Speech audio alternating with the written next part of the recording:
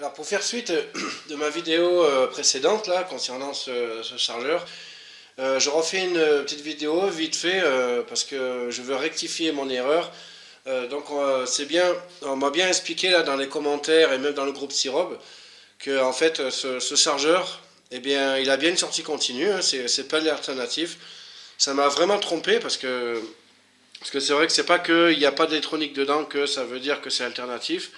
Alors ça, donc là je l'ai branché, hein, comme vous pouvez le voir, on voit les voyants en bas. Donc ça en fait, ce petit truc là en métal, c'est un pont redresseur tout simplement. Voilà, je vais le montrer d'un peu plus près, en faisant attention. Voilà. Donc je savais pas que les ponts redresseurs, eh bien ça existait d'une telle sorte. Voilà, ils sont énormes. Enfin voilà, bon, faut dire aussi c'est peut-être ancien, mais bon. Quoi qu'il en soit, donc c'est bien le chargeur de batterie, hein, et d'ailleurs là, donc là j'ai branché mon multimètre, mais en mode continu. Donc voilà, hein, donc sur DC. Et là en sortie, on a bien du 11 volts, voilà 11 volts 14. Ouais, voilà. Et donc la petite diode aussi qui est là, je vais essayer de la sortir. D'accord, attendez, je vais le débrancher, je préfère. Voilà, on n'est jamais trop prudent. Et donc sa petite diode qui est là, où est-ce qu'elle est la diode? Elle est ici, là. On va essayer de zoomer. Hop. Voilà. Donc la petite diode là qui est juste ici, eh bien en fait on m'a expliqué que elle sert simplement à tester la batterie, hein. En fait ça envoie du courant dans le chargeur avec la diode inverse et donc ça lie la tension de la batterie, hein. Donc voilà. Mais on apprend autant de nos erreurs, hein. C'est comme ça qu'on progresse. Alors concernant mon projet, hein, donc ça finalement c'est un chargeur que je vais remonter, je vais revisser son boîtier et le garder.